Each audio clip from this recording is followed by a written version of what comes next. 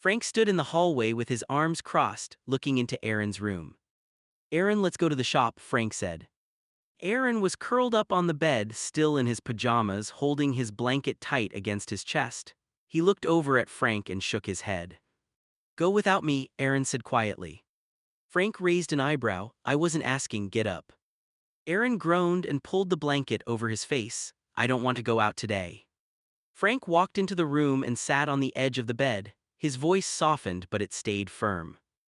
"Aaron, we talked about this. You need to get out of the house, even if it's only for a little while. We need to pick up your supplies, some snacks, and those new pajamas you wanted."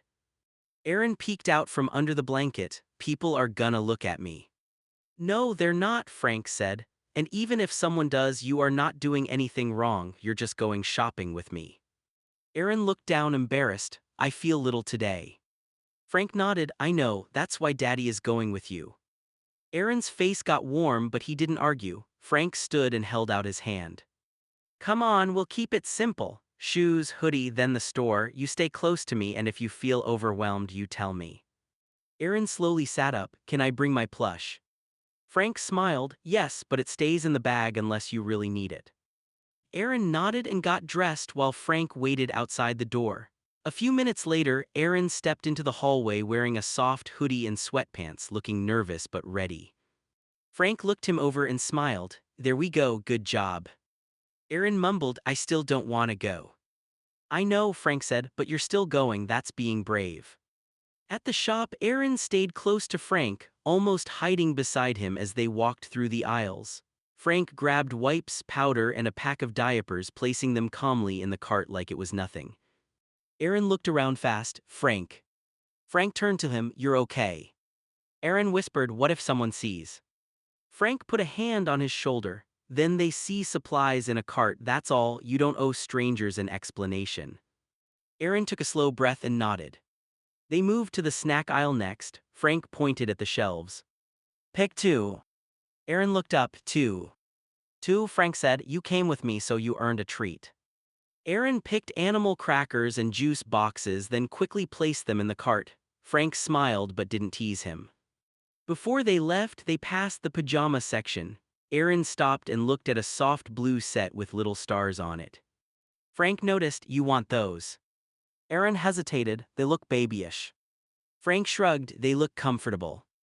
Aaron touched the sleeve. "Can I get them?" Frank put them in the cart. "Of course." By the time they got back home, Aaron looked tired but calmer. Frank carried the bags inside while Aaron sat on the couch, hugging his plush against his chest. Frank put the supplies away, then came back to the living room. "Aaron," Frank said gently, "come on, let me change you." Aaron looked away embarrassed. "Daddy." Frank walked over and crouched in front of him. "I know, kiddo, but you need it done and you'll feel better after." Aaron sighed and held his plush tighter. "I hate needing this." Frank's face softened. "I know you do, but this is part of taking care of you, no shame in that." Aaron nodded slowly and let Frank help him up. After Aaron was cleaned up and comfortable again, Frank brought him back to the couch and handed him a small bowl. Aaron looked inside and frowned. "What is that?" "Prunes," Frank said. Aaron's eyes widened. "No." "Yes," Frank said firmly. "You said you didn't want number 2 trouble again, this helps." Aaron pushed the bowl away. "Daddy, please." Frank crossed his arms. "Eat them or no TV." Aaron stared at him. "For how long?" 2 months, Frank said. Aaron gasped. "Daddy." Frank raised an eyebrow. "Then eat the prunes."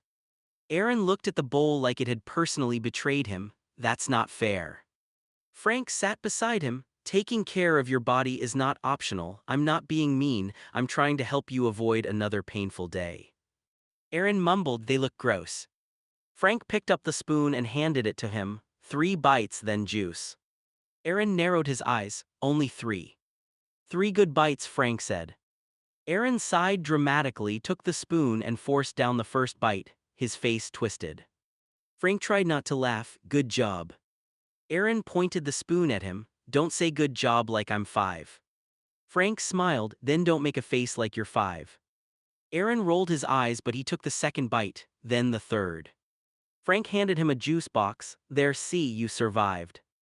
Aaron drank from the juice box and leaned back against the couch. still rude. Frank grabbed the remote and turned on the TV. Rude daddy still lets you watch your show.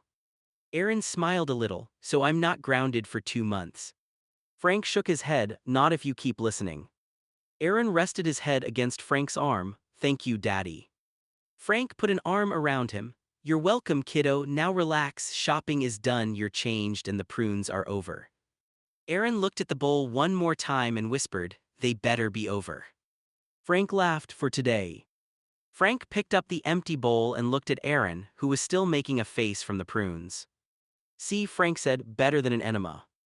Aaron froze and looked up at him. What if this don't work? Frank gave him a calm look, then an enema. Aaron's eyes got wide. Daddy. Frank sat the bowl in the sink and walked back over. Aaron, I'm not trying to scare you, I'm telling you the truth. We try the easy way first, prunes, water, moving around a little and giving your body time. Aaron hugged his plush tighter, and if my body says no. Then daddy helps, Frank said, that's what I'm here for. Aaron looked down at his lap. I hate needing help with stuff like this. Frank sat beside him and lowered his voice. I know, but needing help doesn't make you bad and it doesn't make you weak, it just means we have to take care of it before it becomes painful. Aaron stayed quiet for a moment, then mumbled, I don't want the enema. Then drink your water, Frank said, handing him a cup, and later we're going to walk around the house a little. Aaron groaned, walking too. Yes, Frank said, prunes, water and walking, that's the deal. Aaron took the cup and drank a little. This day is rude. Frank smiled. This day is called taking care of Aaron. Aaron leaned his head back against the couch. I liked shopping better. Frank laughed. You complained the whole time. That was different complaining, Aaron said. Frank shook his head, still smiling. Sure it was. Aaron took another sip of water, then looked at Frank nervously. You promise you won't be mad if it doesn't work? Frank's face softened. I promise, I won't be mad at you for something your body is struggling with. Aaron nodded slowly. Frank put an arm around him. But I am going to be firm, no skipping water, no hiding it from me, no pretending you're fine if your tummy hurts. Aaron sighed, yes, daddy. Good, Frank said. Now we watch one episode, then you and I are walking around the living room. Aaron pointed at the TV, 2 episodes. 1, Frank said. Aaron gave him a dramatic, sad look. Frank raised an eyebrow, do not try that face on me. Aaron sank into the couch, fine, 1 episode. Frank pressed play and Aaron leaned against him, still embarrassed but calmer than before. A little while later, Aaron shifted on the couch and suddenly sat up straighter. Daddy, Aaron said nervously, I need the bathroom. Frank looked over at him, calm but firm. Go in your diaper, that's what it's for. Aaron's face turned red. Frank. Frank shook his head. Aaron, listen to me, you've been holding it too long and that's how your tummy starts hurting. We are not doing that again. Aaron hugged his plush tight, but I can make it to the bathroom. You said that last time, Frank said gently, then you panicked, held it and ended up hurting worse. Aaron looked down ashamed, I don't want to. Frank sat beside him and softened his voice. I know you don't, but you're safe here, nobody is laughing at you, nobody is judging you, it's just me. Aaron's eyes watered a little, this is embarrassing. Frank put a hand on his shoulder. Embarrassing doesn't mean bad, your body needs help and your diaper is there to help you. Aaron breathed in shakily, you promise you won't be mad? I promise, Frank said, but I am going to be firm because I don't want you making yourself sick. Aaron nodded slowly and leaned back into the couch, still tense. Frank stayed beside him, rubbing his shoulder so he would not feel alone. After a few quiet minutes, Aaron whispered, Daddy. Frank looked at him, you okay? Aaron's voice was small, I did it. Frank nodded gently, good job listening to your body. Aaron covered his face with his plush, don't say it like that. Frank smiled softly, okay, but I'm proud of you. Aaron groaned into the plush, this is so unfair. Frank stood up and held out his hand, come on, let's get you cleaned up and comfortable. Aaron took his hand, still embarrassed but calmer now. Frank helped him up and guided him down the hall. You're not in trouble, Frank said, you did what you needed to do. Aaron looked over at him, do I still get TV? Frank laughed, yes Aaron, you still get TV. Aaron sighed with relief, good. Frank smiled, but after I change you, you're drinking more water. Aaron groaned, Daddy. Frank raised an eyebrow, don't start. Aaron mumbled, fine. Later that evening, Aaron sat on the edge of the bed, red-faced and upset, hugging his blanket to his chest. This is not fair, Aaron said, his voice shaking. My family will find you. Frank froze for a second, his firm look softened as he realized Aaron was scared, not just being stubborn. Aaron, Frank said quietly, look at me. Aaron looked away. Frank picked up the pacifier from the nightstand, but he did not put it in Aaron's mouth. Instead, he set it beside the pillow. No, Frank said, I'm not going to force that on you when you're upset. Aaron blinked, confused, but you said early bedtime. I did, Frank said, and it is early bedtime now, not because I'm trying to be cruel, but because you're overwhelmed, tired, and starting to panic. Aaron's eyes watered. I don't want to be treated like a baby. Frank sat beside him, then don't fight me like this, talk to me. Aaron wiped his face with the blanket. I just hate this, I hate diapers, I hate prunes, I hate being told what to do. Frank nodded, I know, but I'm not your enemy. I'm the person making sure you're clean, fed, safe, and not hurting yourself by holding things in. Aaron stayed quiet. Frank pulled the blanket back and helped Aaron lie down. You can use the pacifier if it helps you calm down, but it's your choice. Aaron stared at it for a moment, then whispered, I don't want the strap. Then no strap, Frank said immediately. Comfort is not supposed to feel like punishment. Aaron slowly picked up the pacifier and held it in his hand instead of putting it in his mouth. Frank tucked the blanket around him. That's fine too. Aaron sniffled, am I still in trouble? You're having an early bedtime, Frank said. Tomorrow we try again. No yelling, no threats, no hiding when something is wrong. Aaron looked down. I'm sorry, I said my family will find you. Frank sighed softly. I know you were scared. Aaron nodded. Frank turned the lamp down low and sat beside the bed for a moment. Daddy, Aaron asked quietly. Yes. You're not leaving. Not until you calm down, Frank said. Aaron relaxed a little into the pillow, still holding the pacifier in his hand. Frank brushed the blanket smooth. Rest now, kiddo, today was a lot. Aaron finally fell asleep with the blanket pulled up to his chin, his plush tucked under one arm and the pacifier still resting in his hand. Frank stood in the doorway for a minute, watching him breathe slow and steady. The house was quiet now.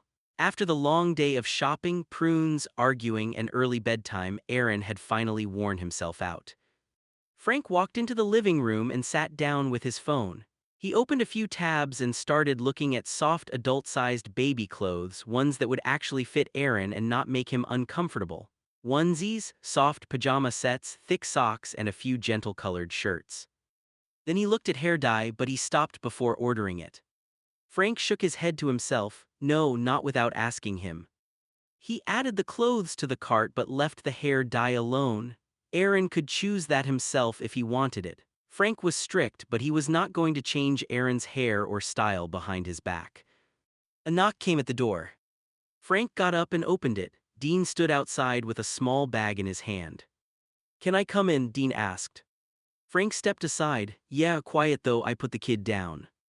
Dean walked in and lowered his voice. He asleep. Frank nodded. Finally, he had a rough day. Dean set the bag on the counter. What happened? Frank sighed and rubbed his face. He got overwhelmed. Shopping, supplies, bathroom stuff, then bedtime. He started saying his family would find me. Dean frowned. That bad? He was scared, Frank said, not angry, scared. Dean looked toward the hallway. You didn't push him too hard, right? Frank shook his head. No, I was firm, but I backed off when he panicked. The pacifier stayed optional, no strap, no forcing anything. Dean nodded. Good. Frank picked up his phone and showed him the cart. I ordered him some soft clothes, adult-sized, comfortable, nothing crazy. Dean looked at the screen. That might actually help him feel calmer. Maybe, Frank said, but he gets to say yes or no when they come in. Dean gave him a serious look. Good, because care only works if he feels safe. Frank nodded slowly. I know, I mess up sometimes by trying to control everything. Dean sat down at the table. You care about him, but caring and controlling aren't the same thing. Frank looked down the hallway again. I just don't want him hurting himself by fighting his own needs. Then keep helping him, Dean said, but let him have choices where he can. Frank was quiet for a moment, then nodded. From the bedroom, Aaron made a small sleepy sound, then settled again. Frank lowered his voice. Tomorrow I'll talk to him, no threats, no surprises, just rules, choices, and care. Dean smiled a little. That sounds better. Frank sat down across from him. He's not a little kid, I know that. Dean nodded, but sometimes he needs comfort. Yeah, Frank said softly, and I need to remember comfort is supposed to feel safe. Frank sat at the kitchen table, his voice low so he would not wake Aaron. He forgets that his family passed away again, Frank said. Dean's face changed. Frank. Frank rubbed his hands together, looking tired. I know. Dean leaned back in his chair. It's been 1 year, how does he not remember that? Frank looked toward Aaron's bedroom. After his TBI, he can't remember new stuff the same way anymore. Some days he remembers, some days he wakes up thinking they're still alive, some days he remembers pieces but not the whole thing. Dean went quiet. Frank swallowed hard. That's why he says things like, my family will find you. He's not trying to threaten me. In his head for that moment, they're still out there. Dean frowned. Then you have to be careful with him. I am careful, Frank said. Dean shook his head. No, I mean really careful. If he forgets things, then he needs choices repeated. He needs reminders. He needs someone making sure he understands what's happening. Frank nodded slowly. You're right. Dean pointed toward the hallway. That means no surprises, no changing his look without asking, no pushing stuff just because he agreed yesterday. If his memory resets, consent has to reset too. Frank looked down at the table. I know. Dean softened a little. I'm not saying you don't love him. I'm saying Aaron is vulnerable. That makes your job bigger. Frank's eyes got wet. Every time he asks for his mom, I have to watch him lose her all over again. Dean's voice lowered. What do you tell him? The truth, Frank said, but gently. I don't just drop it on him. I sit with him. I tell him there was an accident. I tell him I'm sorry. I tell him he's safe here. Dean nodded. And when he panics?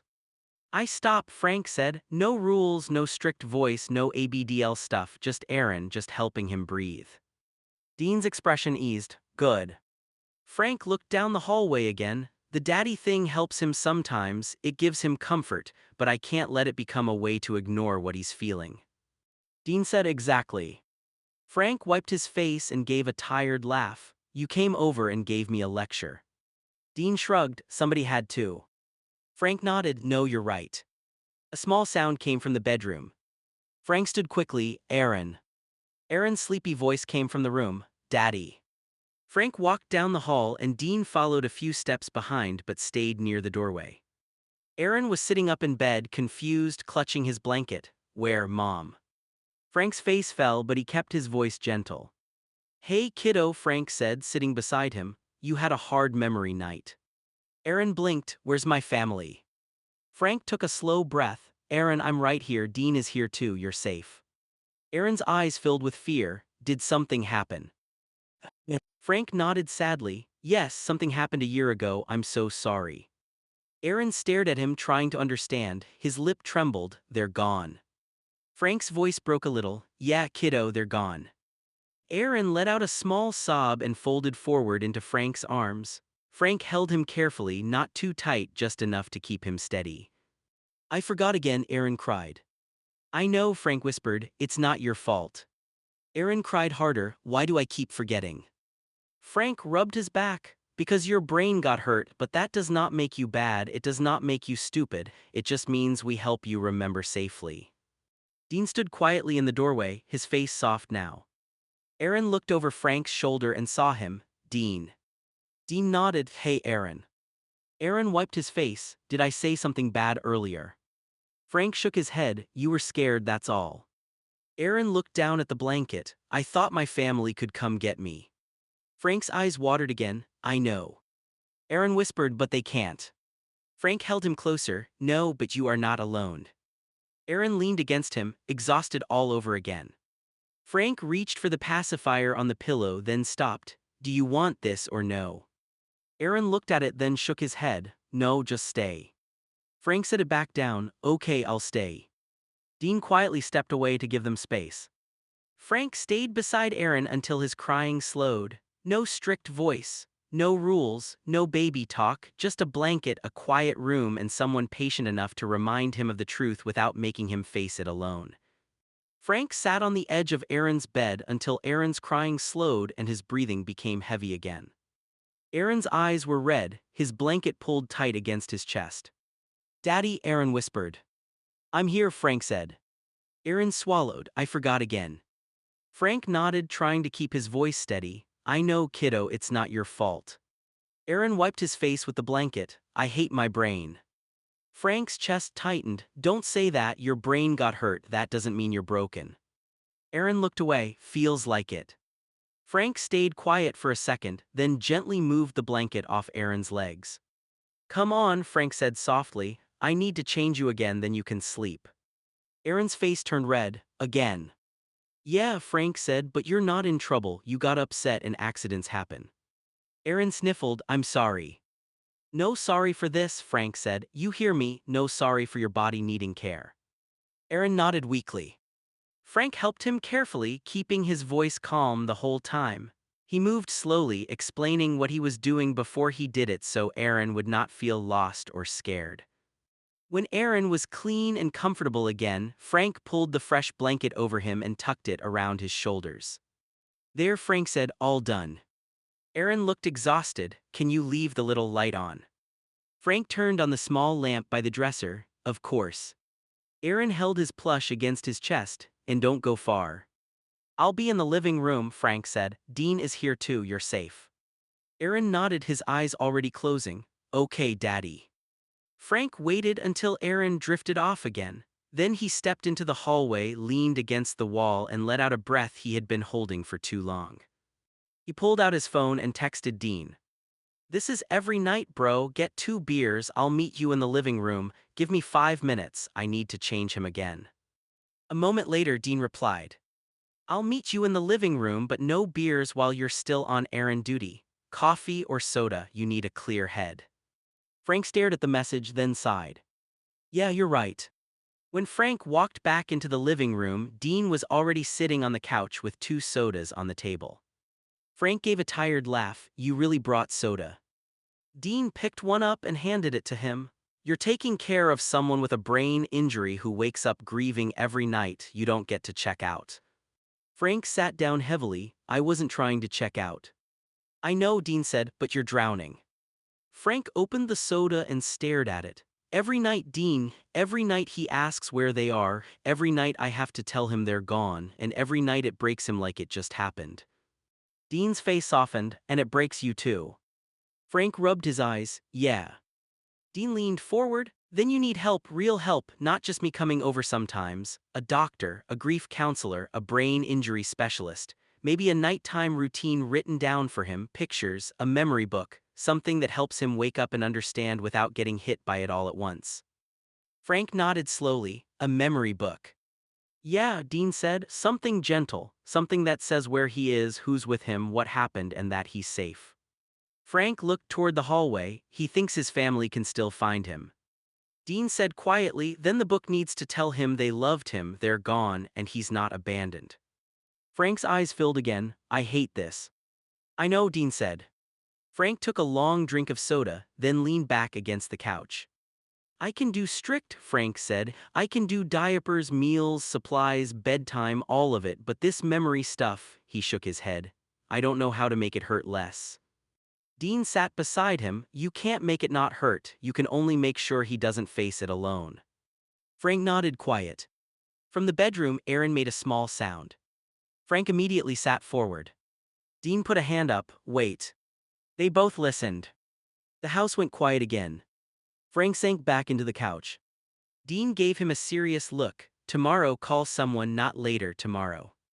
Frank nodded. "I will." Dean pointed toward the hallway. "And tonight, no more strict daddy stuff if he wakes up scared, just Frank, just calm." Frank whispered, "Just Frank." Dean nodded. "Exactly." Frank looked down at his phone, then opened a blank note. At the top he typed, "Aaron's nighttime memory book." Under it he wrote, "You are safe. Frank is here. Dean helps too." Your family loved you. You did not do anything wrong. Your brain forgets sometimes, but we will help you remember gently. Frank stared at the words until they blurred. Dean sat beside him in silence. Down the hall, Aaron slept under the soft glow of the little lamp, safe for the moment. And in the living room, Frank finally understood that caring for Aaron meant more than rules and routines. It meant learning how to carry the same heartbreak every night without letting Aaron carry it alone. Dean watched him for a moment. Frank, how did all of this even happen? Frank rubbed his face. I was just his home health aide at first, that was it. I came in, helped with his routine, helped his parents with transfers, meals, meds, changes, appointments. Normal job. Dean stayed quiet, letting him talk. Then the accident happened, Frank said, his voice getting rough.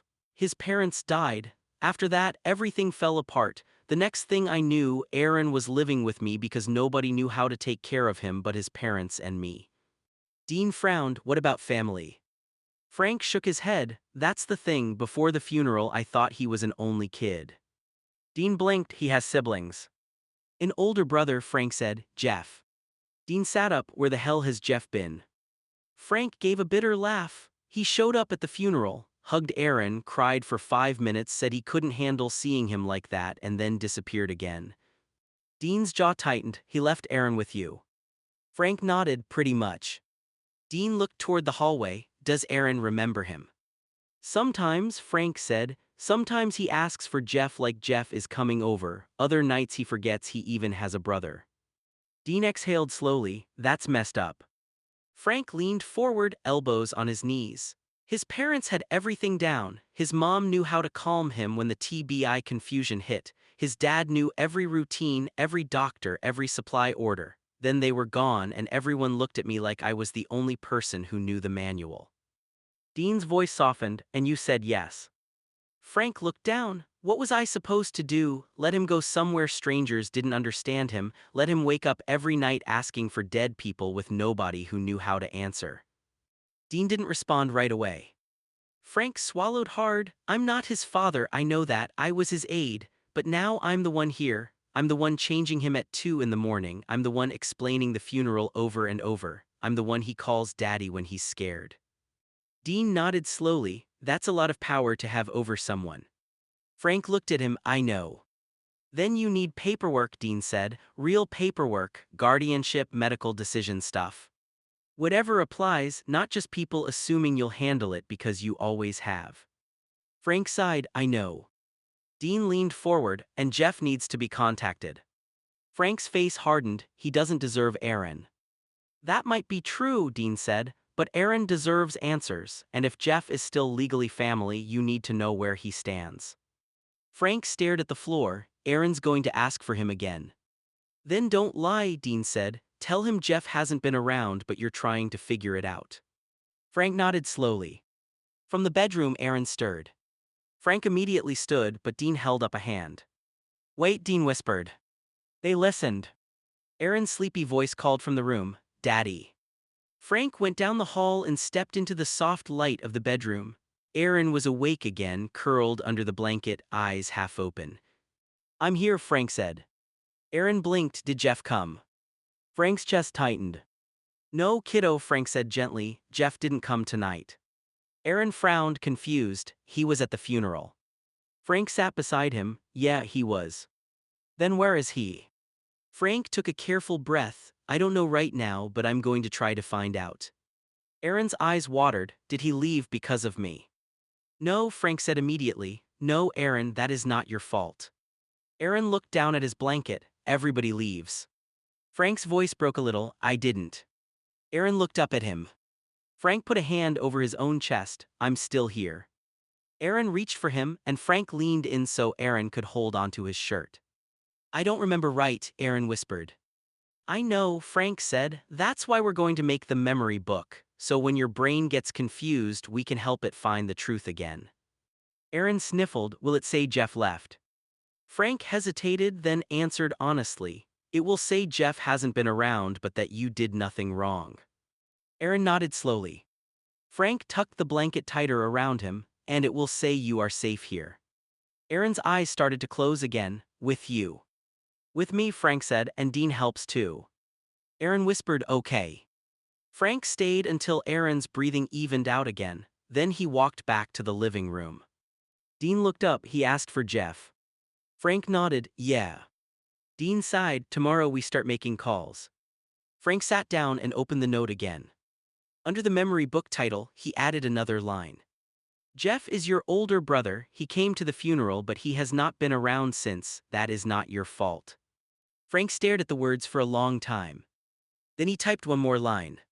Frank was your home health aide, now he is your caregiver and he is here because you matter. Dean read over his shoulder and nodded. That's the truth, Dean said. Frank looked down the hallway where Aaron slept again under the small lamp. Yeah, Frank whispered, and tomorrow I need to start making sure the truth is enough to protect him. Frank sat back on the couch, still staring down the hallway toward Aaron's room. Oh, speaking of Geoff, Frank said, his voice low, he just paid me $30,000 for the month to take care of his brother. Dean's eyebrows lifted, $30,000. Frank nodded, yeah. Dean leaned back, that's good, right, at least it helps. Frank let out a tired breath. It helps with the bills, the supplies, the rent, the food, the appointments, the diapers, the wipes, the clothes, the equipment. It helps, yeah. Dean studied him, but... Frank looked down at his phone, but Aaron doesn't want money, Aaron wants his brother. Dean's face softened. Frank rubbed his forehead. Geoff thinks sending money fixes it, like Aaron is a bill, like if he pays me he doesn't have to show up. Dean was quiet for a moment. Frank kept talking, the exhaustion pouring out now. Aaron doesn't know what to do with money, he doesn't understand any of this anymore, not really. Before the accident, before the TBI got worse, he had moments where he could understand more, but now, Frank shook his head. Now some nights he's like a scared little kid trapped in an adult body. Dean said, Frank. I know, Frank said quickly. I know he's a grown man, I know that. But when he wakes up crying for his mom, when he forgets his family is gone, when he asks if Geoff is coming to get him, it feels like I'm taking care of someone who can't make sense of the world. Dean leaned forward, then that means you have to be even more careful with how you talk about him. Frank looked at him. Dean's voice stayed calm but firm. Don't call him helpless like that, don't make it sound like he's nothing without you, he needs help, yes, a lot of help, but he is still Aaron. Frank looked ashamed, I didn't mean it like that. I know, Dean said, but words matter especially when you're tired. Frank nodded slowly. Dean pointed at the phone. And the money matters too, if Geoff is paying you that much then everything needs to be clear, receipts, care agreement, legal paperwork, you can't just be the guy doing everything because everybody else disappeared. Frank leaned back and closed his eyes. I already pay everything, without me Aaron would be lost. Maybe, Dean said, but the goal can't be making Aaron dependent on only you forever. The goal has to be building a safe system around him. Frank opened his eyes. Dean continued, that means doctors, social workers, maybe a lawyer, maybe a case manager. It means Geoff can't just send cash and vanish. He needs to either be involved or legally step back in a way that protects Aaron. Frank swallowed hard, Aaron wants him. Then Geoff needs to hear that, Dean said. Not from a text about money, from you, maybe from Aaron if Aaron is able. He needs to understand that his brother is grieving him while he's still alive. Frank's face tightened, that's exactly what it feels like. From the bedroom, Aaron made a small sound. Both men went silent. A few seconds passed. Aaron didn't call out again.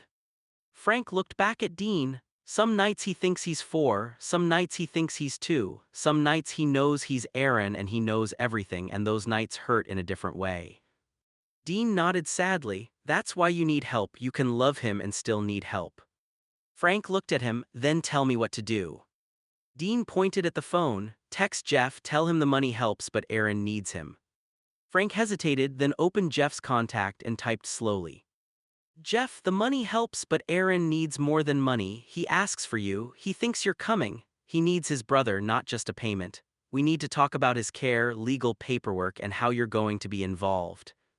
Frank stared at the message, then hit send before he could talk himself out of it. Dean nodded, good. Frank set the phone on the table, he's not going to answer. Maybe not tonight, Dean said, but now he can't pretend nobody told him. Frank picked up the memory book note again and added another line. Money pays for care, but love means showing up. Aaron deserves people who show up. Dean read it and sighed. That one might be more for you than him. Frank gave a small, sad laugh. Maybe. Then Aaron's voice came from the bedroom, soft and confused. Daddy. Frank stood immediately. Dean stood too but stayed back. Frank walked into the bedroom and found Aaron awake, looking around with sleepy fear in his eyes. Hey kiddo, Frank said, I'm here. Aaron blinked. Did Geoff call? Frank sat beside him. Not yet. Aaron's lip trembled. Does he know where I am? Frank nodded. Yes, he knows. Then why doesn't he come? Frank felt the question hit him hard. He took a breath and answered as gently as he could. I don't know, Aaron, but that is not because you did anything wrong. Aaron stared at him. Did I cost too much? Frank's eyes filled. No, you are not a bill, you are not a problem, you are a person and you matter. Aaron's face crumpled and he reached for Frank. Frank held him carefully. Geoff sent money to help with your care, but I told him tonight that you need your brother too. Aaron sniffled against him. You told him. I told him, Frank said. Aaron whispered, will he come? Frank closed his eyes for a second. I don't know, but I'm going to keep trying. Aaron nodded weakly. Don't let him forget me. Frank's voice broke. I won't. Dean stood in the doorway, listening quietly. Aaron looked over and saw him. Dean. Dean stepped closer. Yeah, buddy. Aaron asked, am I hard to take care of? Frank looked pained, but Dean answered first. You need a lot of care, Dean said gently, but that doesn't make you hard to love. Aaron's eyes watered again. Frank rubbed his back. Exactly. Aaron leaned into Frank, exhausted all over again. I don't want money, I want Geoff. I know. Frank whispered, I know. Aaron slowly settled back against the pillow. Frank tucked the blanket around him and turned the little lamp down just a bit. Before Aaron closed his eyes, he whispered, tell the book I'm not a bill. Frank swallowed hard. I will. Aaron fell quiet again. Frank stayed until he was asleep, then walked back into the living room with Dean. He opened the memory book note and typed. You are not a bill. You are not a problem. You are Aaron. You need care, but you are still loved. Geoff is your brother, Frank told him you need him. Frank stared at the words, breathing slowly. Dean put a hand on his shoulder. That's the part he needs to remember. Frank nodded, eyes wet. Yeah, Frank whispered, and that's the part I need to remember too. The next day, Aaron was at his day program. Frank came home exhausted after dropping him off. The night before had drained him. Aaron had woken up more than once, confused and crying for his family, and Frank had barely slept. He told himself he would only close his eyes for a few minutes. Instead, he fell into a heavy nap on the couch. A hard knock at the door woke him up. Frank sat up fast, confused. Aaron. Then he remembered Aaron was still at program. The knock came again, louder this time. Frank rubbed his face and walked to the door. When he opened it, Geoff was standing there in an expensive coat with 2 lawyers behind him. Frank's stomach dropped. Geoff looked him up and down. Matt, I got your text. Frank's face tightened. It's Frank and you know that. Geoff smirked like he did not care. Whatever, so what is this? 40,000 isn't good enough for you. Frank stepped onto the porch and pulled the door halfway closed behind him. This isn't about the money. Geoff laughed coldly. It's always about money. No, Frank said, it's about Aaron asking for his brother every night. Geoff's expression hardened. Frank continued, he wakes up confused. He asks where your parents are, he asks if you're coming, he thinks you're going to walk through that door and take him home. Geoff glanced at the lawyers, then back at Frank. That is not my problem. Frank stared at him. He's your brother. He's my responsibility on paper, Geoff snapped. There's a difference. Frank's jaw clenched. That's a disgusting thing to say. One of the lawyers cleared his throat. Mr. Geoff is here to discuss the living arrangement and financial terms. Frank looked at the lawyer. Aaron is at his program, he is not here for you to scare. Geoff stepped closer. You listen to me, next time I get a text like that you will be fired. Frank did not move.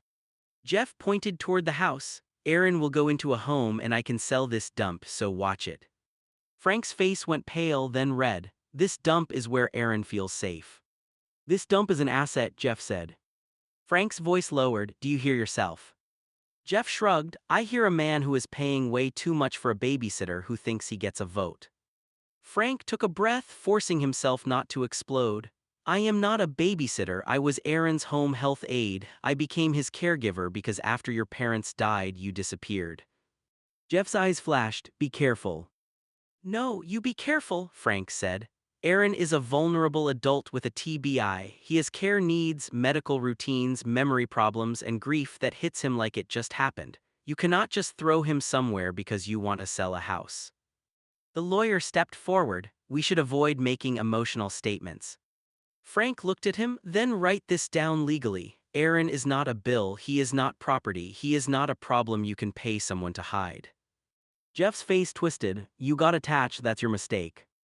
Frank shook his head. No, your mistake was thinking money was the same thing as showing up. For a second nobody spoke. Then Geoff said, I want a full accounting of every dollar I sent you. Frank nodded, good, I have receipts. That surprised Geoff. Frank continued, supplies, food, rent, medical appointments, program fees, clothes, diapers, wipes, therapy equipment, transportation, everything. You want numbers, I have numbers. The lawyer looked at Geoff, that would be appropriate to review. Geoff ignored him, and I want him moved. Frank's voice sharpened, not without a proper care plan, medical review, and legal process. Geoff laughed, you think you can stop me? Frank pulled out his phone. I think I can call Aaron's caseworker, his doctor, and adult protective services if you try to remove him from a stable home without a safe transition plan. Geoff's face changed. Frank noticed. You don't know his routine, Frank said. You don't know what calms him down, you don't know his meds, his program schedule, his triggers, his memory book, or what happens when he wakes up thinking your parents are alive. Geoff looked away. Frank's voice softened but only a little. He asked if he cost too much last night. Geoff froze. Frank stepped closer. Your brother asked me if you don't come because he costs too much. For the first time, Geoff did not have a quick answer. Frank said, I told him no, I told him he is not a bill. The porch went silent. One of the lawyers shifted uncomfortably. Geoff swallowed, then covered it with anger. You had no right to say that to him. I had every right, Frank said, because he was crying in my arms while you were nowhere. Geoff looked toward the house. Where is he? At program, Frank said. I want to see him. Frank shook his head, not like this. Geoff's eyes narrowed. Excuse me. You do not get to storm in with lawyers, threaten his home, threaten to put him in a facility, and then walk into his day program like nothing happened, Frank said. If you want to see Aaron, you do it calmly, you do it with a plan, you do it with someone there who understands his TBI. Geoff scoffed, you think you make the rules. Frank looked him straight in the eye. When it comes to keeping Aaron from being traumatized, yes, I do. The lawyer leaned toward Geoff and spoke quietly. It may be best to schedule a supervised visit. Geoff glared at him. I did not bring you here to take his side. I am advising you legally, the lawyer said. Threatening a care placement on the porch may not be helpful. Frank almost laughed, but he was too tired. Geoff stepped back. Fine, we'll schedule it. Frank nodded. Good. But understand me, Geoff said, this arrangement is temporary. Frank's voice stayed steady. Aaron's safety is not temporary. Geoff stared at him for a long moment, then turned away. Before he left, Frank said, Geoff. Geoff stopped. Frank's voice softened. He doesn't need $40,000 from you, he needs you to stop acting like loving him is a punishment. Geoff did not turn around. He walked back to the car with the lawyers. Frank stood on the porch until they drove away. Then he went back inside, closed the door, and leaned against it. His hands were shaking. A few minutes later, his phone buzzed. It was a message from Aaron's program. Aaron is asking if you are still picking him up today. He seems anxious. Frank's chest tightened. He typed back quickly. Tell him yes, I am coming. Please tell him Frank is okay and nothing changed. Then he opened the memory book note and added. Geoff came today with lawyers. Frank did not let anyone take your home away. You are safe. You are not going to a new place today. Frank is still picking you up. Frank stared at the words, then whispered to himself, I need a lawyer too. He called Dean. Dean answered on the second ring. What happened? Frank's voice was low and shaky. Geoff came with lawyers. Dean went quiet. Where errand? At programs. Good, Dean said, I'm coming over. Frank looked down the hallway toward Aaron's room, then at the memory book on his phone. For the first time, Frank understood that protecting Aaron would not just mean changing diapers, making meals, and sitting through grief at night. It would mean fighting people who saw Aaron as paperwork, money, and property. And Frank was tired. But he was not backing down. Frank's phone buzzed before Dean arrived. He looked down and saw Geoff's name. Call APS, I'm still in charge of his trust, watch yourself. Frank stared at the message for a long time. His hands stopped shaking. Now he was just angry. Not loud angry, not reckless angry, the kind of angry that made everything in his head go quiet. Frank took a screenshot of the text, then saved it in a folder with the receipts, care notes, program messages, and every payment Geoff had sent. Then he texted back. Do not threaten me, Aaron's safety comes first. Every message from now on is being saved. He did not write anything else. A few minutes later, Dean pulled up and came through the door without waiting. What happened? Dean asked. Frank handed him the phone. Dean read the text and his face hardened. He actually wrote that. Frank nodded, yeah. Dean looked up. Good, let him keep writing. Threats look different when they're in black and white. Frank sank into the chair at the kitchen table. He thinks because he controls the trust, he controls Aaron. Dean sat across from him. Then you need a lawyer, not later, now. Frank nodded, I know. Dean pointed at the phone. And you need to call Aaron's caseworker before Geoff does, not to start a fight, to document what happened. Frank rubbed his forehead. Geoff told me to call APS like he's daring me. Then don't treat it like a dare, Dean said. Treat it like protection. Aaron is a vulnerable adult. If his brother is threatening to move him or sell his home without a care plan, that needs to be documented. Frank looked toward the hallway, even though Aaron was still at program. He's going to panic if he knows, Frank said. Then don't dump it all on him, Dean said, but don't lie either, keep it simple. Geoff came by, the adults are handling it, you are safe today. Frank nodded slowly. His phone buzzed again. This time it was Aaron's program. Aaron is more anxious, he keeps asking if Geoff is mad, he wants to know if he is going home with you. Frank's face fell. Dean leaned over, he knows something's wrong. Frank typed back quickly. Please tell Aaron Frank is picking you up, you are coming home like always, Geoff is not taking you today, you are safe, I am leaving soon. Frank grabbed his keys. Dean stood, I'm coming with you. Frank shook his head, you don't have to.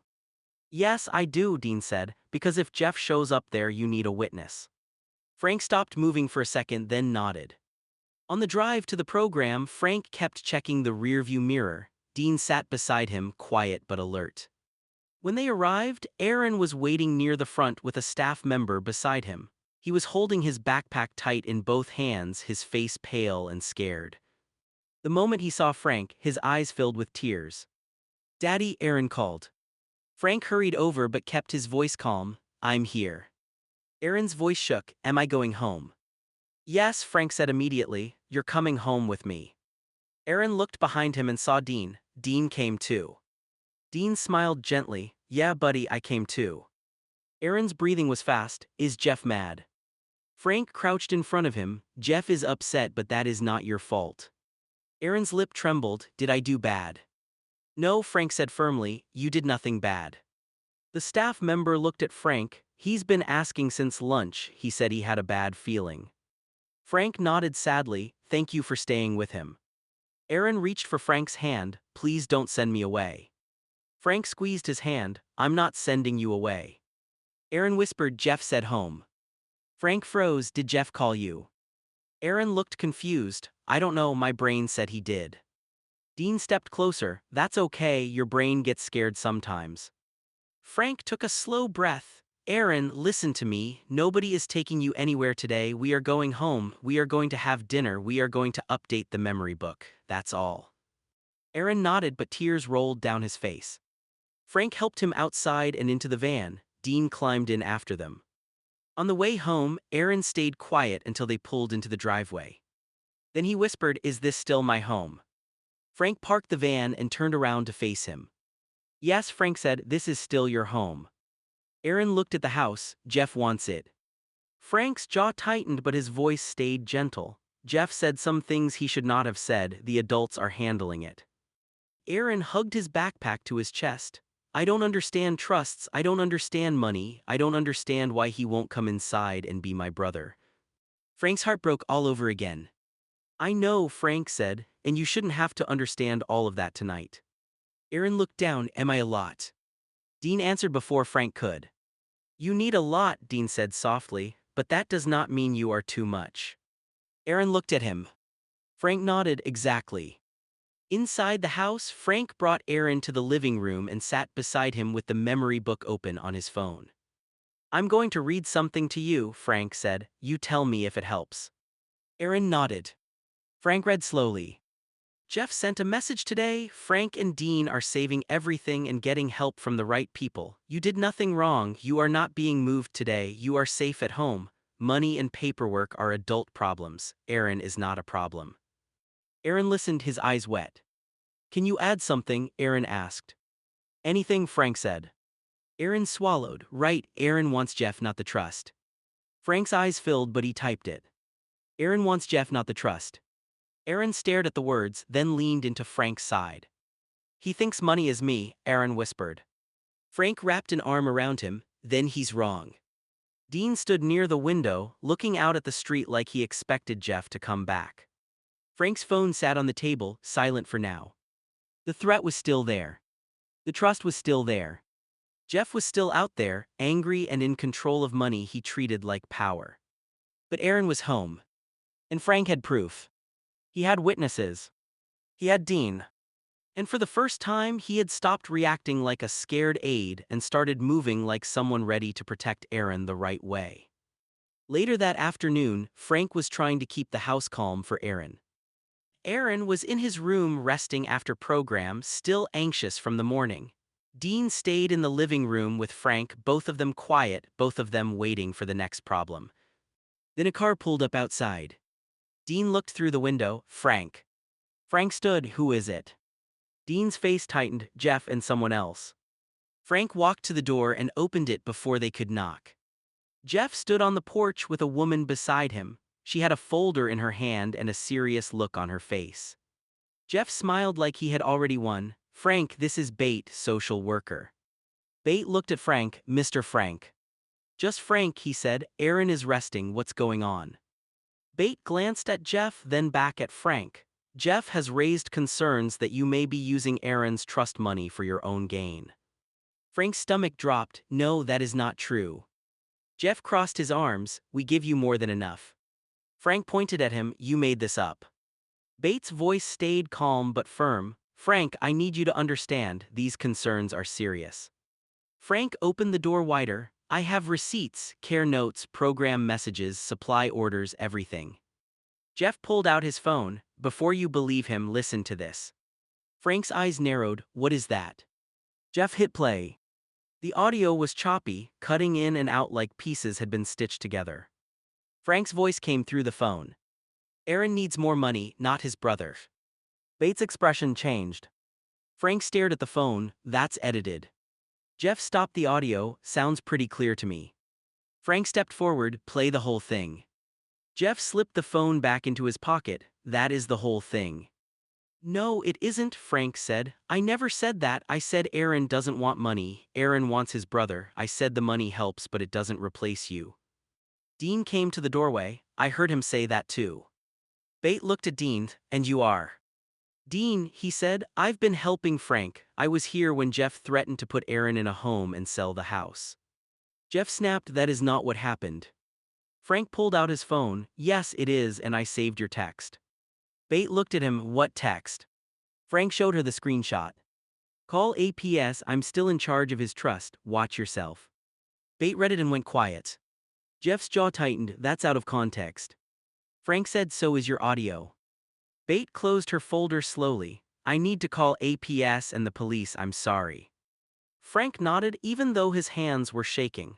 Do what you need to do, but please do not scare Aaron. He has a TBI. He forgets things. He panics when people talk about taking him away. From the hallway, Aaron's bedroom door creaked open. Frank turned fast. Aaron, go back in your room. Aaron stood there in his soft clothes clutching his plush. His eyes went straight to Geoff. Geoff, Aaron whispered. The porch went silent. Geoff froze. Aaron took one small step forward. You came. Frank moved gently between them, not blocking Aaron completely but staying close enough to protect him. Bate's face softened immediately. Hi Aaron, my name is Bate. Aaron looked scared. Are cops coming? Frank's heart sank. Kiddo. Aaron's breathing got faster. Did I do bad? No, Frank said quickly. You did nothing bad. Aaron looked at Geoff. Are you taking me? Geoff opened his mouth but nothing came out. Bate watched him closely. Aaron's voice broke. I don't want money, I want you. Geoff looked away. Frank's eyes filled but he kept his voice steady. Aaron, Dean is going to sit with you in the living room. Aaron shook his head. No, I want to know. Bate stepped inside slowly, keeping her voice gentle. Aaron, nobody is taking you anywhere right now. I'm here to make sure you're safe. Aaron looked at Frank. Am I safe? Frank nodded. Yes, you are safe. Aaron looked back at Geoff. Why did you bring lawyers? Why did you bring her? Why won't you just come see me? Geoff's face hardened again like emotion made him angry, because this situation is out of control. Aaron flinched. Frank's voice sharpened. Do not say that in front of him. Geoff snapped. He needs a proper facility. Aaron's face crumpled. A home. Bate immediately turned to Geoff. That was not appropriate. Geoff looked at her. He cannot stay here with a man manipulating him for money. Frank stepped toward him. Get out. Bate raised a hand. Everyone stop. Aaron started crying. I'm not a bill. Frank wrote it in the book. I'm not a bill. Dean came over and put a hand gently near Aaron's shoulder. You're not a bill, buddy. Bate's eyes moved from Aaron to Geoff, then to Frank. Frank said, this is what I was trying to tell him. Aaron hears this stuff and it destroys him. Bate's voice softened. Aaron, can I sit with you for a minute? Aaron looked at Frank first. Frank nodded. Only if you want. Aaron hesitated, then nodded. Bate sat in the living room chair while Aaron sat on the couch with his plush. Frank stayed nearby and Dean stood by the doorway. Bate spoke gently. Aaron, do you feel safe with Frank? Aaron nodded fast. Yes. Does Frank feed you, help you, take you to program and take care of your needs? Aaron nodded again. Yes, he helps when my brain forgets. Bate asked, has Frank ever told you Geoff doesn't love you? Aaron shook his head. No, Frank says Geoff is my brother. Frank says he told Geoff I need him. Bate glanced toward Geoff. Geoff looked uncomfortable. Aaron wiped his face. Frank said money helps, but I want my brother. That's what he said, not the other thing. Frank closed his eyes for a second, relieved and heartbroken at the same time. Bate wrote something down. Thank you, Aaron. Aaron looked at Geoff. Did you make his voice wrong? Geoff's face tightened. Aaron, you don't understand. Aaron started crying harder. I understand you don't come. Nobody spoke after that. Bate stood and faced Geoff. I will be making a full report. I also need the unedited recording, all payment records, trust information, and any legal documents regarding Aaron's care. Geoff said, I'm his trustee. Bate answered, that does not give you the right to emotionally harm him or make unsupported accusations. Geoff's mouth opened then closed. Bate turned to Frank. I still have to report the allegation. APS may need to visit. Police may document the edited audio issue if there is concern about falsified evidence. Frank nodded. I understand. Bate's expression softened. But based on what I saw today, Aaron's immediate safety here is not my concern. The conflict around his trust and placement is. Aaron looked up. So I can stay. Bate smiled gently. For today, yes, nobody is moving you today. Aaron leaned against Frank, shaking with relief. Geoff stared at them, his face unreadable. Frank looked at him and said quietly, you came here trying to prove I wanted your money. All you proved is that Aaron still wants you. Geoff looked at Aaron. Aaron whispered, please just be my brother. For 1 second, Geoff looked like he might break. Then he looked away again. Bate closed her folder. Geoff outside now. Geoff followed her out. Frank stayed with Aaron, holding him as he cried into his shirt. Dean locked the door behind them and stood there, angry and quiet. Aaron whispered, "Did I do good?" Frank held him closer. "You told the truth, that's all you had to do." Aaron sniffled, "My brain remembered." Frank kissed the top of his head gently. "Yeah, kiddo, your brain remembered." Aaron looked toward the window where Geoff had been. "But he still left," Aaron said. Frank's voice cracked, "I know." Dean sat down on the other side of Aaron. "That part is on him, not you." Aaron nodded weakly, but the hurt stayed on his face. Frank opened the memory book and added a new line while Aaron watched.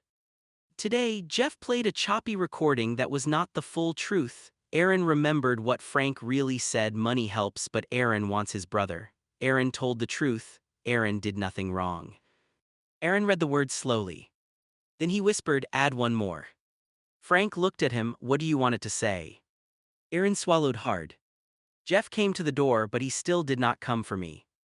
Frank typed it with tears in his eyes. Aaron leaned against him again, exhausted. Outside, the adults could argue about trusts, paperwork, reports, and recordings. Inside, Aaron only understood one thing. His brother had been close enough to knock on the door. And still he felt far away. Beth looked at Geoff and forced her face to stay professional. "Geoff," she said, "can I meet you in my car?" Geoff glanced back at the house, then nodded. "Fine." They walked down the driveway together. Beth unlocked her car and got in on the driver's side. Geoff climbed into the passenger seat, irritated and stiff, like the whole visit had been an inconvenience to him. Beth shut the door and immediately turned to him.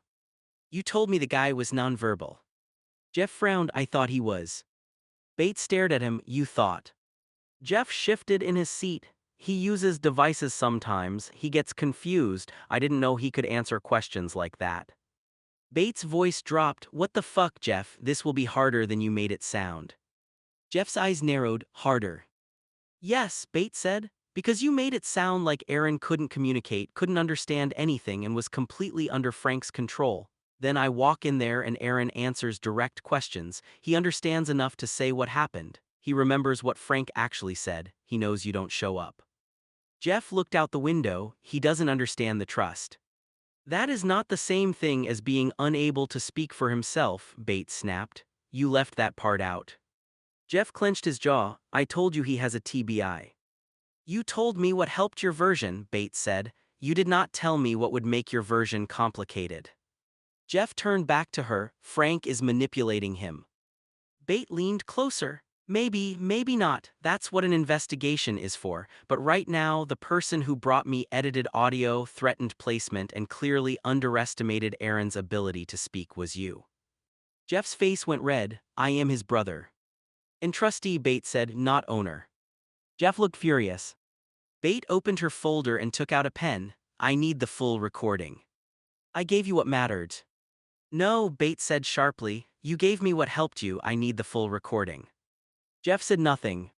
Beth's eyes narrowed. "There is a full recording, isn't there?" Geoff looked away again. Beth let out a bitter laugh. "Unbelievable." Geoff snapped. "He is living in my parents' house with a caregiver who thinks he's family." Beth replied, "And Aaron feels safe there." "He's confused." "He is grieving," Beth said. "He is disabled. He has memory issues, but he is not furniture you can move because the house is valuable." Geoff's mouth tightened. Beth looked toward the house. Through the front window, she could see Frank sitting with Aaron on the couch while Dean stood nearby. Aaron was still holding his plush, still shaken. Beth's voice got quieter. "You said Frank was using him, but Aaron looked terrified of losing Frank, not controlled by him." Geoff scoffed. "That's because Frank trained him." Beth looked back at him. "Be very careful with that word." Geoff sat back. Beth continued, "If you want Aaron moved, there needs to be a legitimate reason, a safe plan, medical input, and consideration of Aaron's wishes. You cannot just waive trust papers and dump him into a facility." Geoff said, "I pay for everything."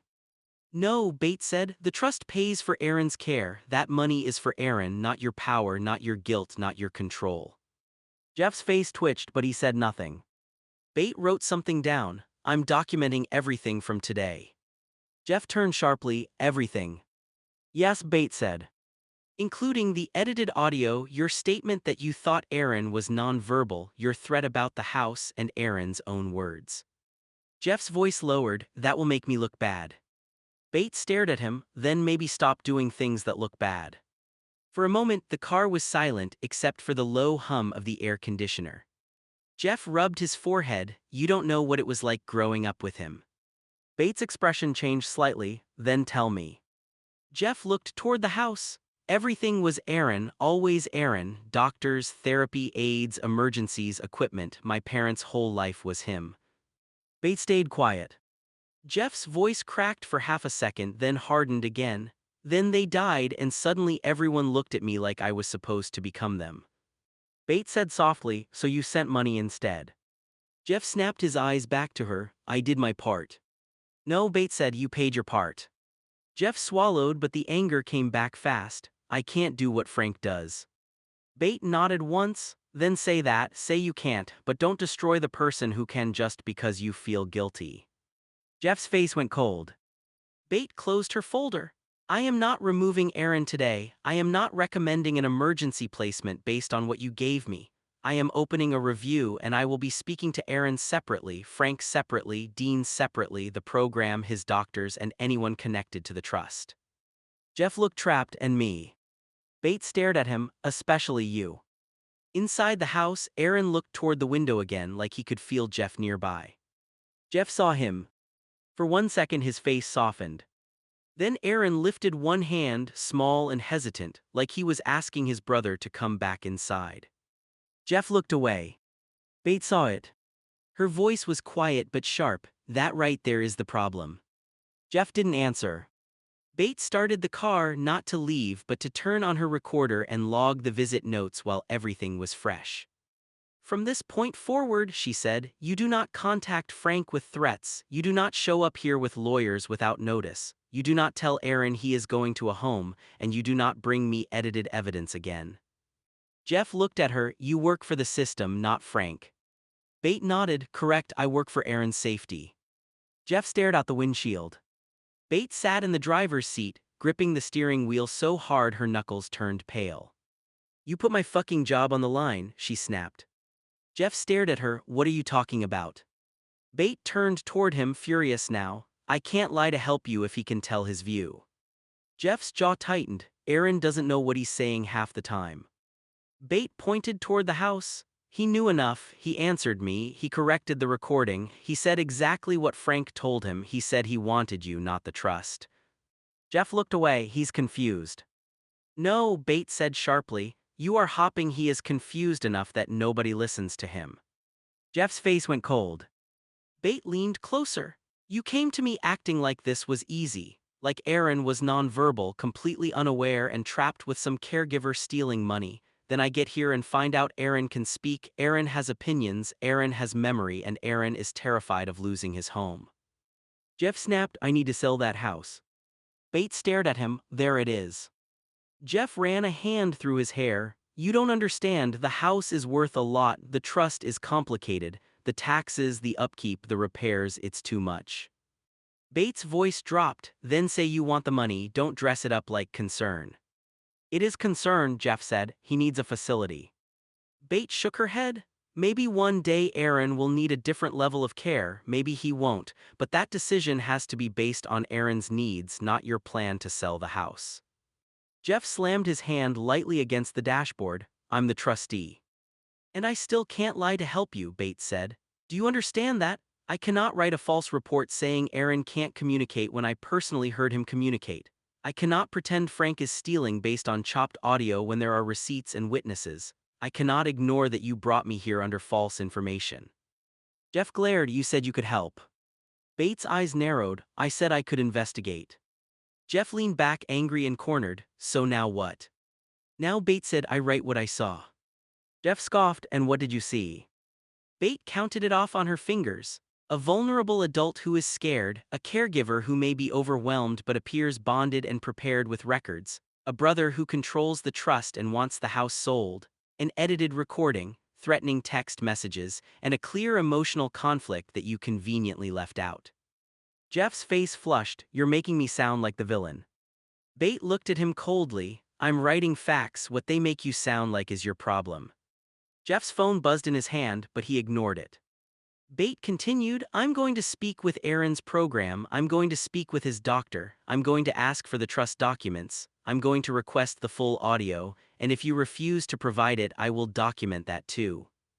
Geoff turned toward her, and if I fire Frank? Bate's eyes hardened. Then you better have a safe replacement lined up, a transition plan, medical approval, and a reason that doesn't sound like revenge. Geoff said nothing. Bate looked back toward the house. Through the window she could still see Aaron pressed against Frank's side while Dean sat nearby. Aaron looked small, exhausted, and terrified. Bate's voice softened but only a little. You know what the worst part is? Geoff didn't answer. He still wants you, Bate said. After everything you just did, he still wants you. Geoff swallowed hard and looked out his window. Bate watched him carefully. And you're sitting here talking about selling the house. Geoff's voice was quieter now. I can't be them. Your parents, Bate asked. He nodded once barely. Bate sighed. Nobody asked you to be them. Aaron asked you to be his brother. Geoff closed his eyes. For 1 second the anger cracked. Then his phone buzzed again and the mask came right back. I'm not losing that house, Geoff said. Bate stared at him, disgusted. Then you better get a lawyer who tells you the truth because I am not risking my license to help you hurt a disabled man for property. Geoff looked at her, so you're against me. Bate shook her head, I'm for Aaron. Inside the house, Aaron lifted his head and looked toward the driveway again. Frank followed his gaze, you okay? Aaron whispered, they're talking about me. Frank nodded, probably. Aaron's eyes watered, is Bate mad at me? No, Frank said gently, Bate is trying to understand what happened. Aaron looked down at his plush, Geoff wants the house. Dean sat forward, Geoff wants a lot of things, that doesn't mean he gets to hurt you. Aaron blinked, can he sell my home?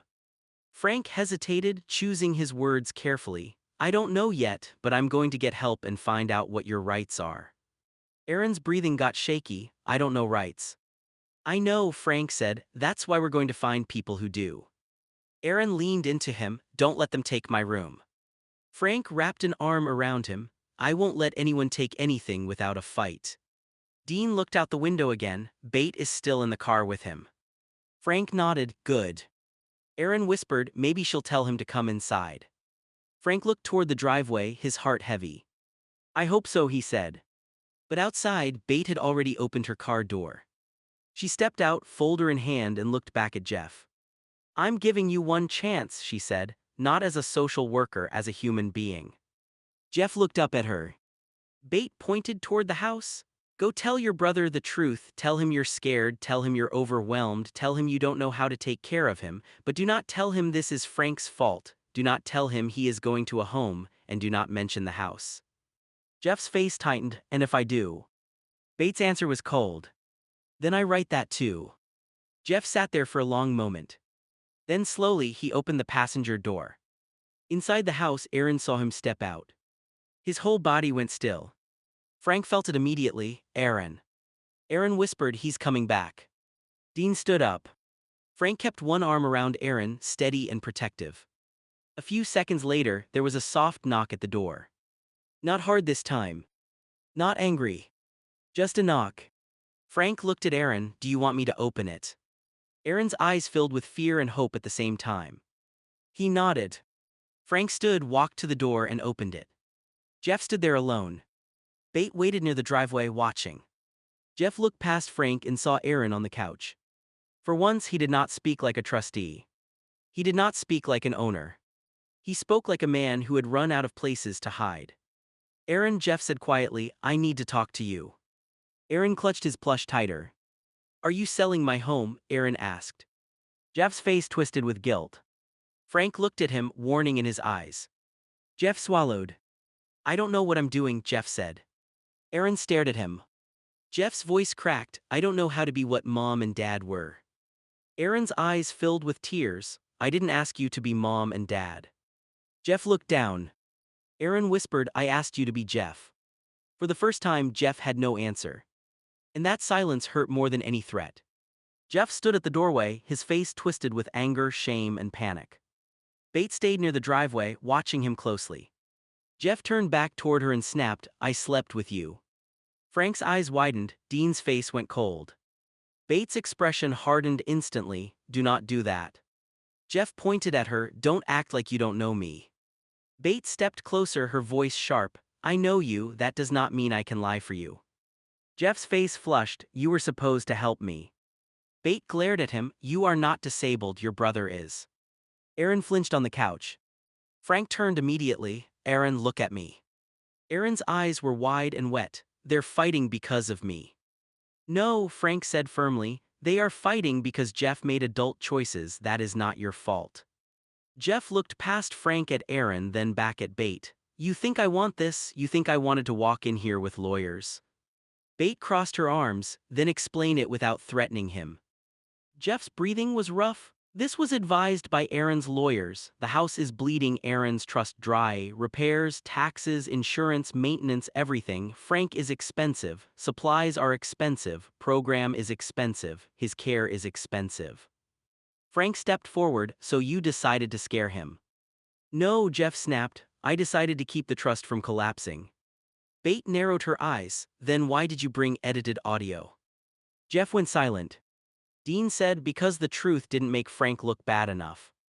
Geoff ignored him and looked at Frank. You think I'm just sitting on money? I pay you from my own pocket, not the trust me, that's why we need to sell the house. Aaron's voice broke from the couch, my house. Everyone went quiet. Geoff looked at him and for once his anger softened. Aaron held his plush tight, Mom and Dad's house. Geoff swallowed, Aaron. Aaron shook his head, confused and scared, but my room is here. Frank sat beside him again, I know kiddo. Aaron looked at Geoff, why didn't you tell me? Geoff's face cracked, because you don't understand money. Aaron started crying, I understand home. That hit the room like a slap. Bates looked at Geoff, that is why you cannot handle this by force. Geoff rubbed his face, his voice shaking now. The roof needs work, the medical equipment is expensive, the trust has limits, the lawyers said selling the house might be the best way to protect Aaron long-term. Frank said, then why didn't you say that? Geoff snapped, because every time I come here, he looks at me like I'm supposed to fix everything. Aaron whispered, I just wanted you to visit. Geoff froze. Aaron wiped his face with the sleeve of his soft shirt. I didn't know about the money, I didn't know the house was hurting the trust, I just knew you didn't come. Geoff looked down. Bates' voice was quieter now but still firm. Geoff, financial pressure may be real, selling the house may even need to be discussed, but you cannot manipulate evidence, threaten placement, or use Aaron's disability as a shortcut around his voice. Geoff looked at her, and what am I supposed to do? Bates pointed inside the house. You start by telling him the truth in a way he can understand.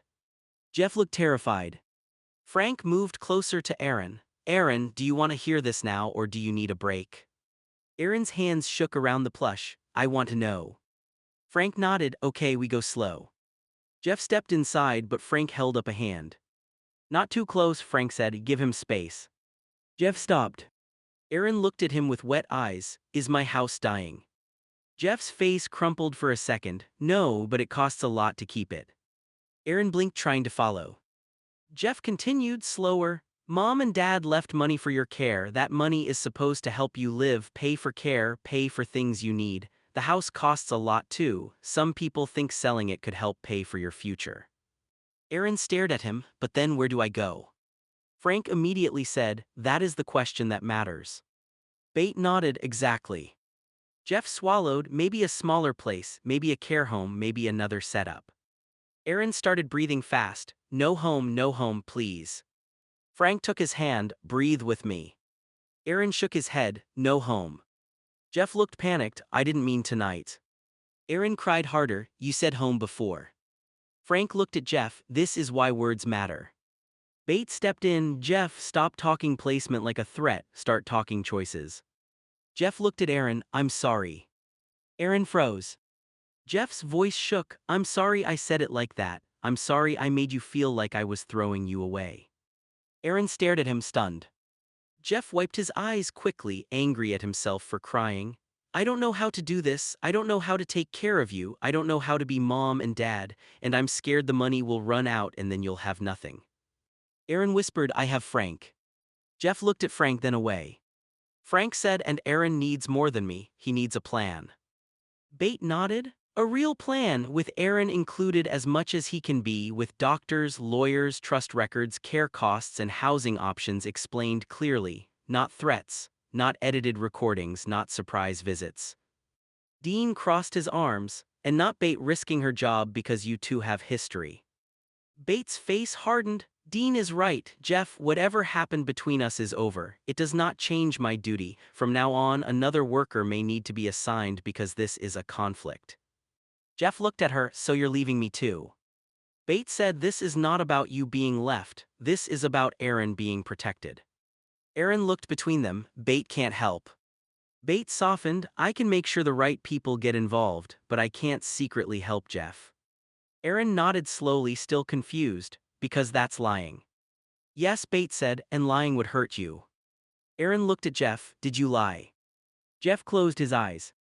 Frank's arm tightened around Aaron gently. Geoff opened his eyes and whispered, yes. Aaron's face fell. Geoff's voice broke, I lied because I was scared and angry. Aaron looked down at his plush, you made Frank bad. I tried to, Geoff admitted. Frank stared at him, shocked that he finally said it. Aaron whispered, Frank changes me, Frank feeds me, Frank tells me mom and dad are gone when my brain forgets, Frank stays. Geoff's eyes filled, I know. Aaron looked up, then don't make him bad. Geoff nodded slowly, I won't.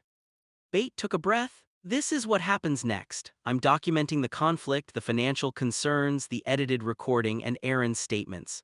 Geoff, you will provide the full financial records and the full recording. Frank, you will provide care receipts and records, then we get Aaron an independent advocate.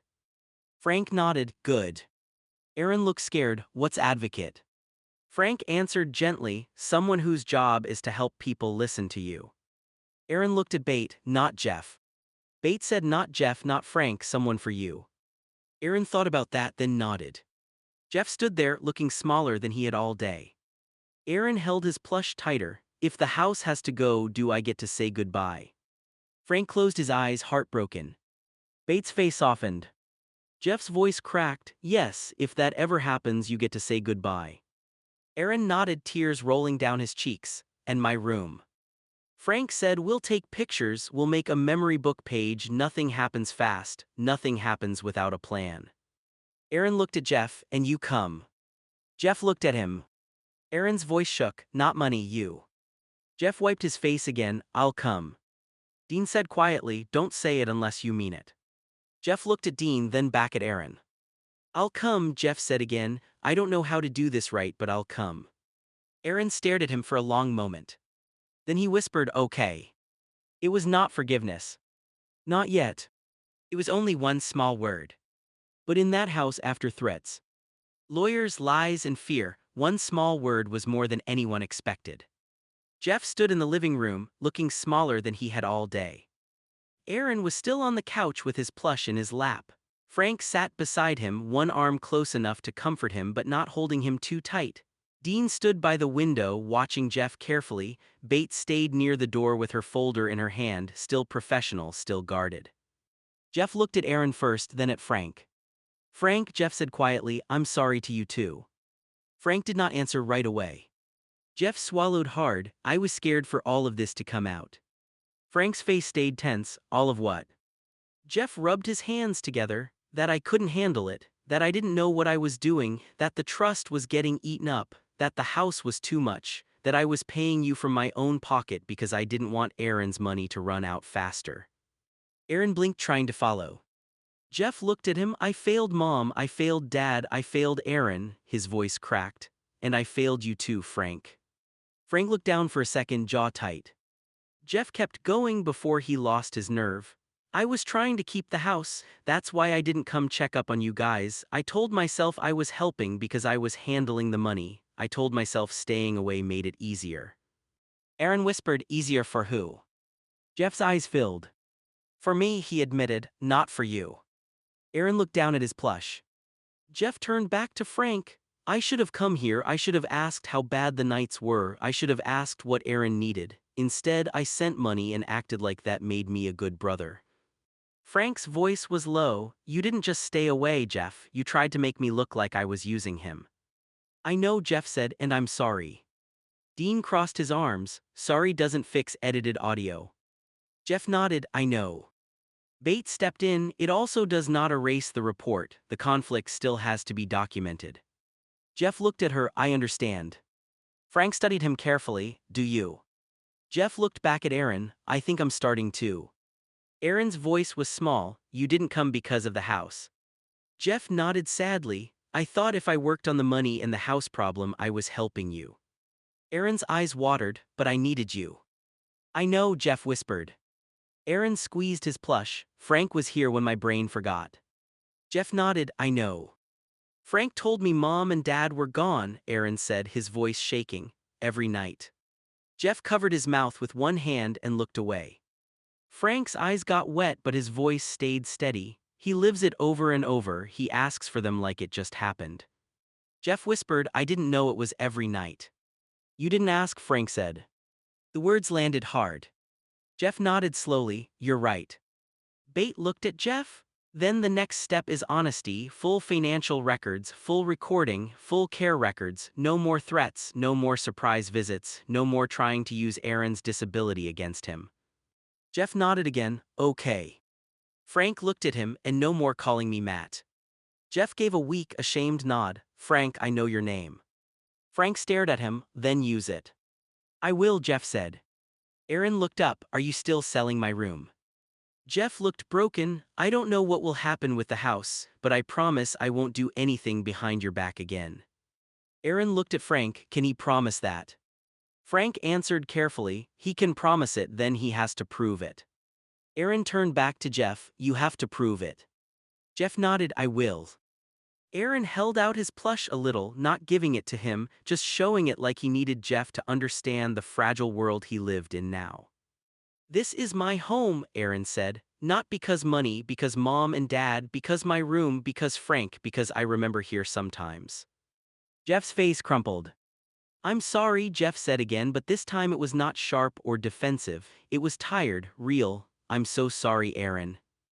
Aaron's eyes filled with tears, I don't forgive all yet. Geoff nodded, you don't have to. Aaron looked surprised. Geoff wiped his face, you don't have to forgive me today, I just need to start doing better today. Frank looked at Bate, what happens now? Bate closed her folder. Now we slow everything down. Aaron gets an advocate, Geoff provides the records, Frank provides the care receipts. No placement decision happens without review, and if the house has to be discussed, it gets discussed with Aaron supported, not ambushed. Aaron breathed out shakily, no home today. Bate softened, no home today. Aaron leaned into Frank with relief. Geoff watched it, and this time he did not look jealous or angry. He looked ashamed that another man had become the safe place his brother reached for. Frank looked at Geoff, you want to help? Geoff nodded. Then come tomorrow, Frank said. Not with lawyers, not with recordings, come at dinner, sit with him, learn the routine, see what his night is really like. Geoff looked scared. Dean noticed, that's the point, you need to see it. Aaron looked up, you'll come tomorrow. Geoff swallowed, yes. Aaron's voice trembled, even if I forget. Geoff's eyes filled again, even if you forget. Aaron nodded slowly, still unsure. Frank opened the memory book on his phone. What do we write? Frank asked Aaron. Aaron thought for a long moment. Then he said, write that Geoff said sorry, but sorry has to prove. Frank typed it carefully. Geoff said he was sorry. Aaron does not have to forgive everything today. Sorry has to prove itself. Geoff said he will come tomorrow. Frank, Dean, Bate, and Aaron heard him say it. Aaron read the words slowly. Then he looked at Geoff. If my brain forgets tomorrow, Aaron said, the book will know. Geoff nodded, tears in his eyes, then I'll read it with you. Aaron held the plush close again. For the first time all day, the room went quiet without fear filling it. Nothing was fixed. The house was still a problem. The trust was still complicated.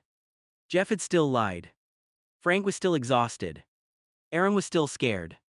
But the truth was finally in the room with them. And for Aaron, that was the first safe thing that had happened all day. Aaron sat forward on the couch, his plush pressed hard against his chest. His face was wet, his breathing uneven, but for the first time that day, his voice came out clear. Geoff, Aaron said. Geoff looked at him right away, yeah. Aaron swallowed, trying to hold onto the thought before his brain dropped it. If you needed to abandon me to save the house, Aaron's voice shook. I'm sorry for this, but fuck the house. The room went completely still. Frank's eyes widened, but he did not stop him. Aaron's lip trembled. I needed you. Geoff's face crumpled. Aaron pointed toward Frank. Frank was here. Even though he is like a second brother, I still needed you, you asshole. Dean looked down, hiding the emotion on his face. Bates stayed quiet, letting Aaron speak for himself. Geoff took a step forward, then stopped like he was afraid to make it worse. Aaron cried harder, but he kept talking. I didn't need the house saved more than I needed my brother. I didn't need money more than I needed you to come sit with me. I didn't need lawyers. I didn't need recordings. I needed Geoff. Geoff's eyes filled with tears. Aaron. No, Aaron said, shaking his head. Let me say it before I forget. Geoff froze. Aaron gripped his plush tighter. Every night my brain makes mom and dad die again. Frank tells me, Frank stays, Frank changes me, Frank feeds me, Frank reads the memory book. Frank gets tired, but he stays. Frank looked away, wiping his face quickly. Aaron's voice broke. You didn't stay.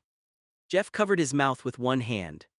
Aaron looked at him with hurt all over his face. You came today with lawyers before you came as my brother. Geoff whispered, I know. Aaron shook his head. That hurt worse than the house. Nobody spoke. Aaron leaned back against the couch, exhausted by his own words. I love my room, Aaron said softly. I love mom and dad's house. I don't want to lose it, but if the house needed you to leave me alone, then I hate the house too. Geoff started crying then, really crying, not just wiping his eyes and trying to hide it. Frank stayed close to Aaron but let the silence sit. Bate finally spoke gently. Geoff, this is why Aaron needed to be heard. Geoff nodded, unable to answer. Aaron looked down at his plush. I don't want you to cry and then leave again. Geoff looked up. I won't. Aaron's eyes narrowed through the tears. Don't say it if you're lying.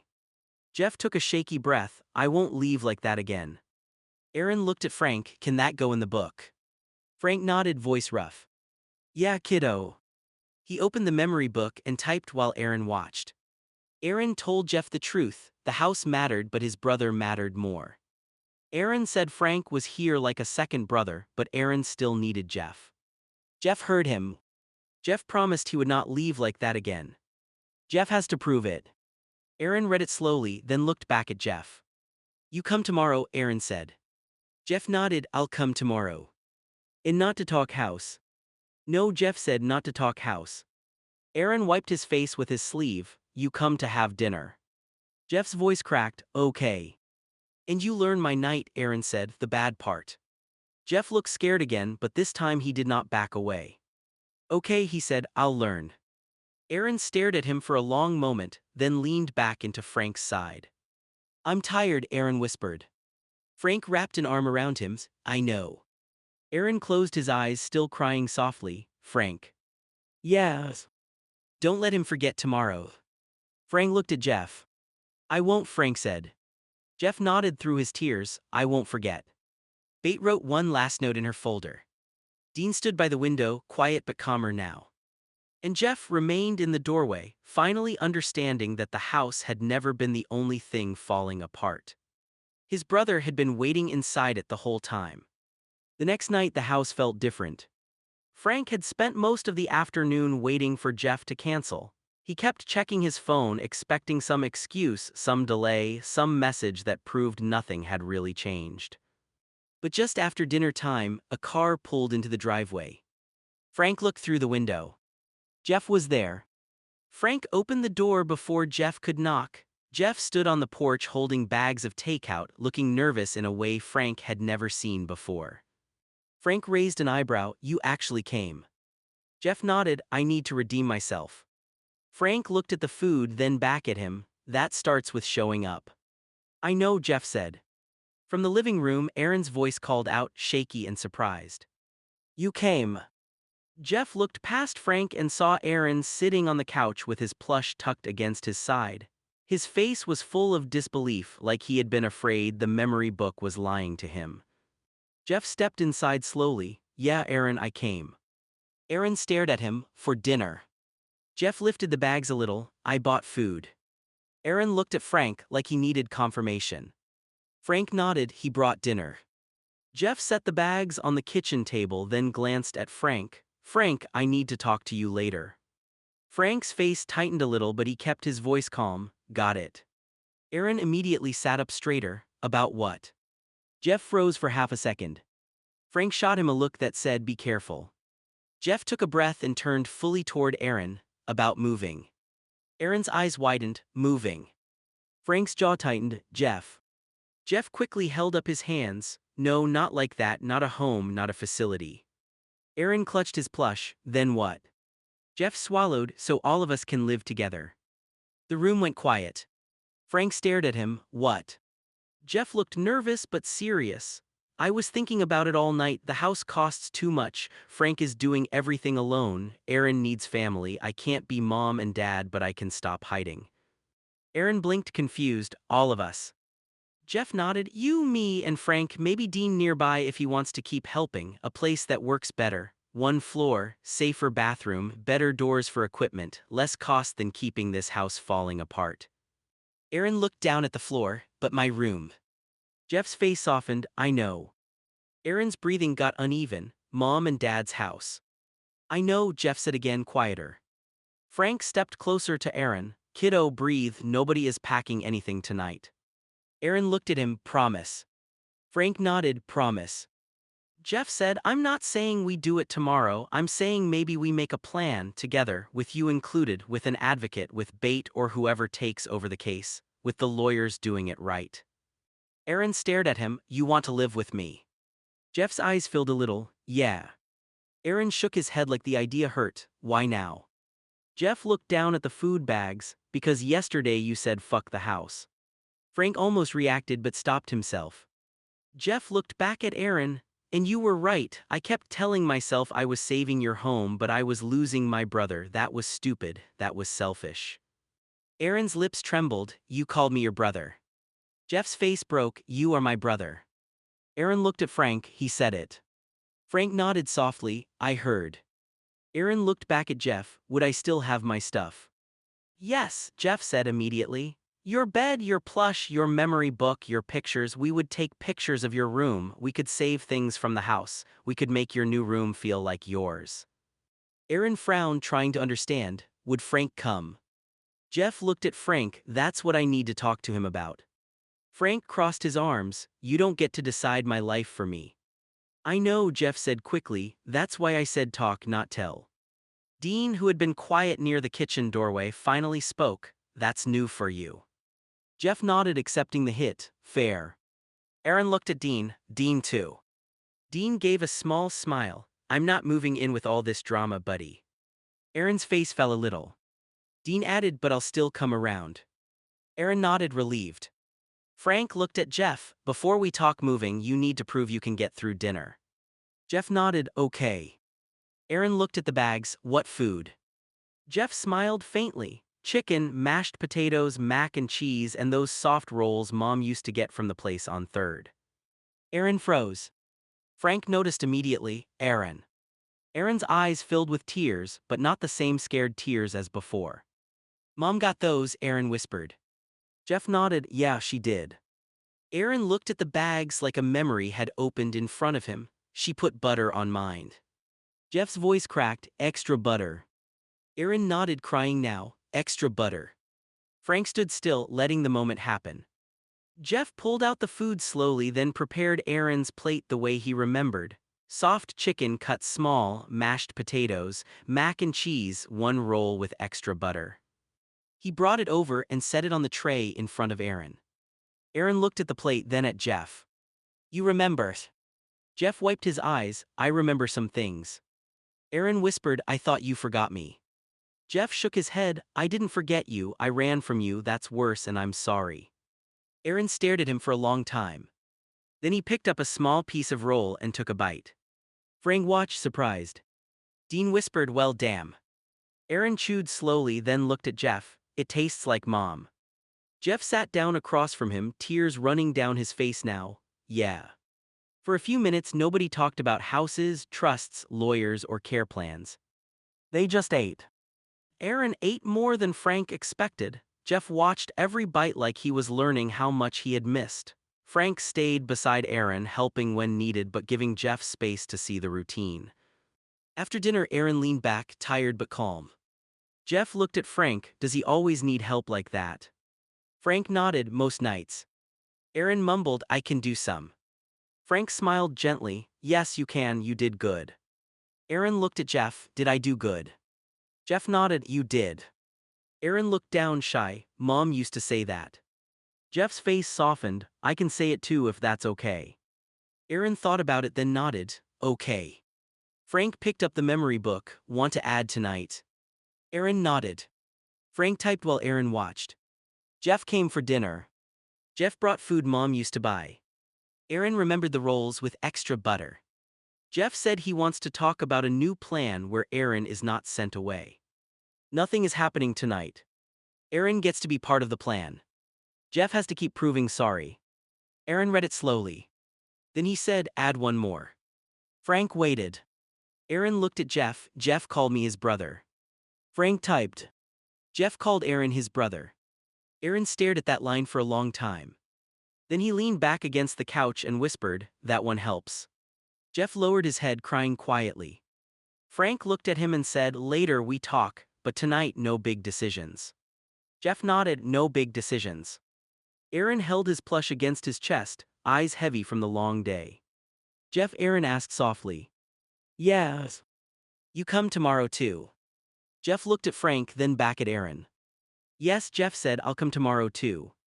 Aaron pointed weakly at the memory book. Write it. Frank typed it.